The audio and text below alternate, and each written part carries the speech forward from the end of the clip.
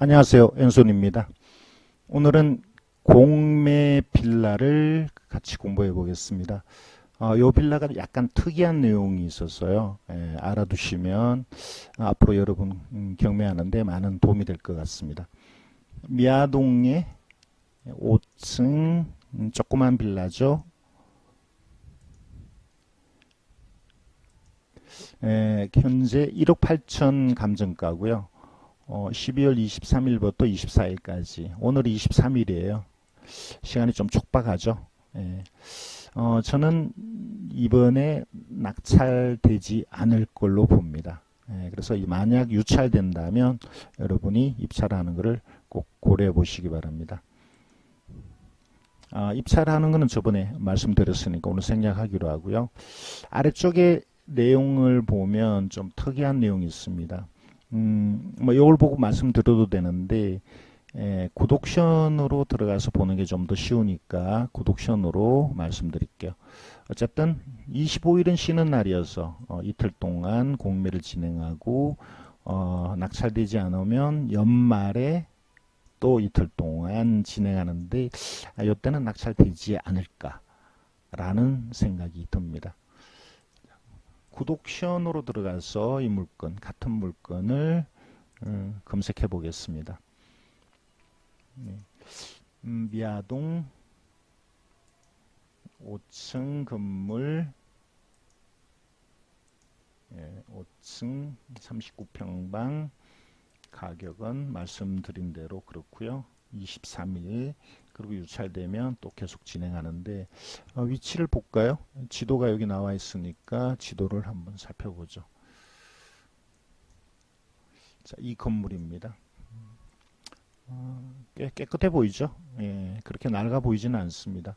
이 건물의 5층 보시면 1, 2, 3, 4, 5층 그죠?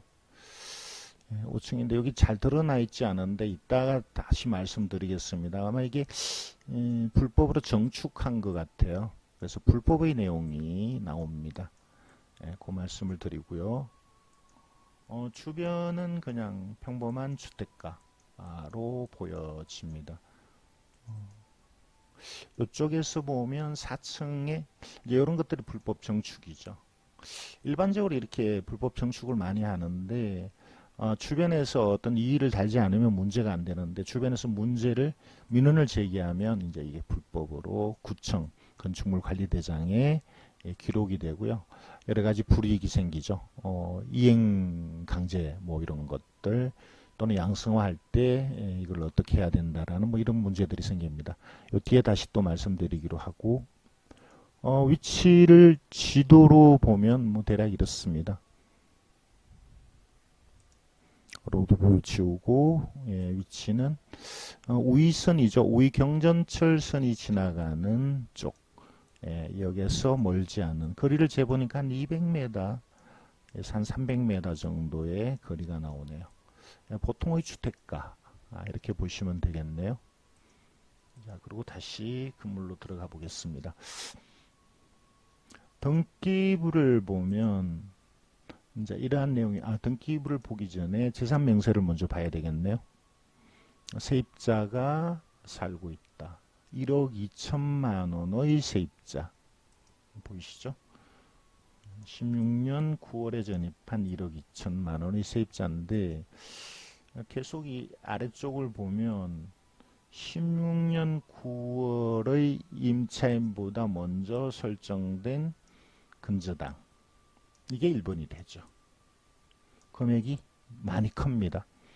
지금 최저가 1억 남짓인데 그러면 여기 배당이 나가면 임차인에게는 배당이 없는 쪽이 되겠죠.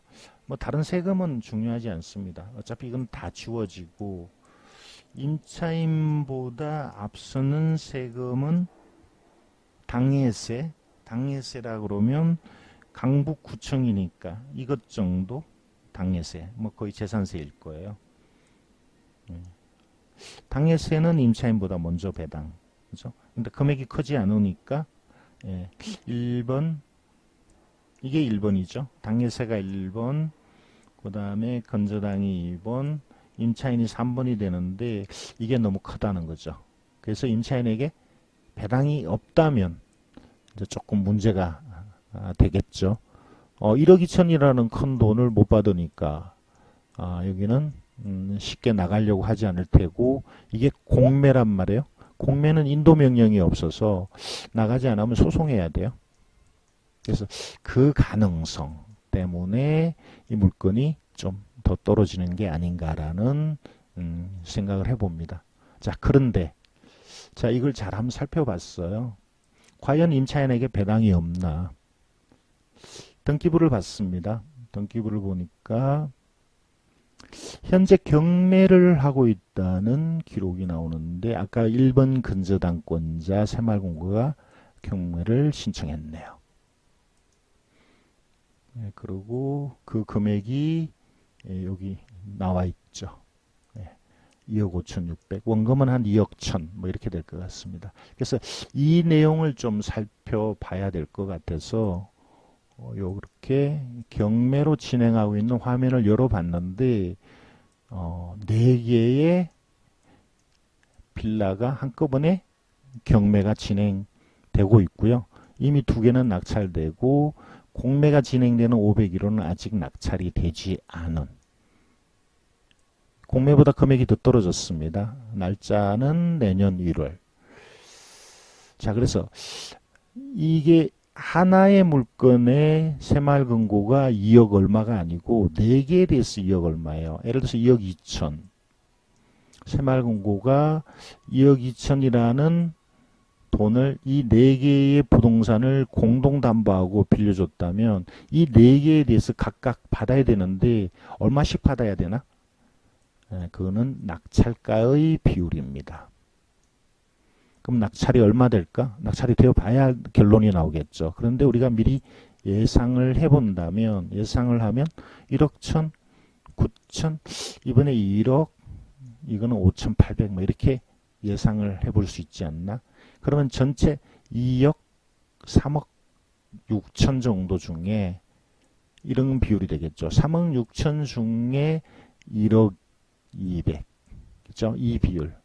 총 담보된 채권이 총 낙찰가 중에 해당 호수의 낙찰가. 그래서 이게 한 22%가 돼요. 22%가 아니고요. 28%가 돼요. 그래서 제가 계산해 보니까 한 7,200 정도가 된다는 거죠. 그렇다면 이 물건이 1억 200에 낙찰된다면 1번 새마을금고가 7,200을 받아가고 남는 돈이 있죠. 한 3천만 원. 이게 임차인에게 간다는 거예요. 그러니까 임차인에게 배당이 없는 게 아니고 대략 3천만 원의 배당이 나간다는 겁니다. 자, 다시 말씀드리면 이게 1번, 사실은 이쪽에 당해서가 1번이죠. 근데 금액이 적으니까 무시하고 이게 1번, 이게 2번. 그래서 여기 7,200이 만약에 배당이 된다면 여기는 대략 한 3천만 원 정도가 배당이 되고, 그죠? 근데 어쨌든 배당은 공매든 경매든 배당이 되는 거는 뭐 거의 비슷한 금액이 될 거예요. 근데 공매로 낙찰 받았을 때는 어쨌든 요 금액을 받고 안 나가면 어떡하나? 안 나가면 이 금액을 못 받죠. 그래서 이걸 받고 나가는 게 맞다라고 보는데, 만약에 안 나가면, 돈도 받지도 않고 안 나가면 공매는 어쨌든 명도 소송에 문제가 생기고요. 물론 명도 소송하는 동안에 이 돈이 안 나가니까 여기서 월세나 어떤 손해배상을 청구할 수는 있겠죠. 경매는 인도명령이라는 게 되죠. 명도 소송이 아니고. 그래서 사실은 경매로 낙찰받는 게 더 좋을 것 같습니다. 유리할 것 같은데, 문제는 공매는 아까 12월 23일 날 1억 2천 얼마였나요? 만약에 낙찰이 안 된다면 12월 30일 날 입찰을 해야 되고, 그러면 이걸 잔금을 언제 넣냐면 대략 2월 초에 넣게 될 건데, 경매는 1월 13일 날 하죠. 그래서 만약에 낙찰된다면 잔금을 역시 2월 한 중순에 넣을 텐데 이렇게 하나의 물건을 경매와 공매로 동시 진행한다면 누가 소유자가 되냐? 먼저 낙찰받고 대금을 납부하는 쪽이 소유자가 됩니다. 실제 이게 여러 가지 상황에 따라서 공매가 먼저 대금 납부할 수도 있고 공매가 먼저 납부할 수도 있는데 제가 볼 때는 12월 30일에 공매하는 쪽이 유리하지 않은가. 12월 30일 날 낙찰받고 2월까지 기다릴 게 아니고 1월 달에 대금 납부하면 되거든요. 그러면 2월 13일 전에 해야 되겠죠. 13일 전이 아니고요. 1월 13일 날 낙찰받는 사람은 이게 공매일 때는 14일 이내에 넣을 수가 없어요. 그러면 1월 27일 이후에 대금 납부가 가능하죠. 그러니까 이것보다 먼저 대금 납부하면 소유자가 되는데 저는 이제 이런 생각이 듭니다. 공매로 낙찰을 받고 물론 측정한 금액에 잔금을 2월까지 미리 내지 말고 이때 경매도 입찰을 시도하는 거죠. 그래서 이 금액보다 더 저렴하게 낙찰받는다면 이쪽으로 가는 거죠. 이쪽으로 잔금을 넣고 이걸 잔금을 안 넣는 거죠. 그럼 10% 보증금은 어떡하나? 여기가 먼저 대금 납부가 돼서 소유자가 됐으니까 이거는 무효가 되죠. 그러니까 돌려받을 수 있습니다. 근데 이때 입찰을 들어갔는데 공매 낙찰자가 들어갔는데 떨어지면 그럼 빨리 내버리면 되죠. 1월 27일 이전에. 단 이때는 명도 문제가 남는데 제가 볼 때는 3천만 원 받고 소송하지 않고 이사 가는 쪽으로 진행될 가능성이 크다고 봅니다. 경매와 공매가 동시에 진행되는 사례가 간혹 있고요. 또 이렇게 공동담보로 진행이 돼서 배당이 없을 것 같은 사람이 배당 받는 경우도 간혹 있습니다. 그런 거를 정확하게 안다면 잘 활용해서 유리하게 낙찰받을 수 있겠죠. 이 물건에 문제가 하나 또 있습니다. 아까 5층이 정축했다. 그래서 위반 건축물로 이렇게 아예 딱 기재가 되어 있네요. 그 내용이 어떤 건가? 아래쪽에 나옵니다. 무단 정축했다. 예. 얼마인가요? 1.5인가요? 예, 1.5. 1.5면 1.5 뭐 철거하면 되겠네요. 예, 큰 문제가 아니라면. 예, 철거하면 되겠죠. 아니면 뭐 그냥 이행강제금이 그렇게 많이 안 나오는 쪽, 그렇게 많이 안 나오거든요. 그냥 뭐 계속 진행하는 쪽으로 가도 큰 문제는 없다고 봅니다. 자, 그런데 요 미아동 402호는 어떤가? 면적이 무지 작아 보입니다. 그죠? 예, 5층보다. 예, 작아 보이는데 여기는 정축한 부분이 좀 큰 것 같아요. 한번 볼까요? 여기도 위반 건축물, 여기는 그렇죠. 예, 정축한 면적이 여기는 12평방이네요. 예, 그래서 이행강제금이 좀 더 나오겠네요. 그 대신 저렴합니다.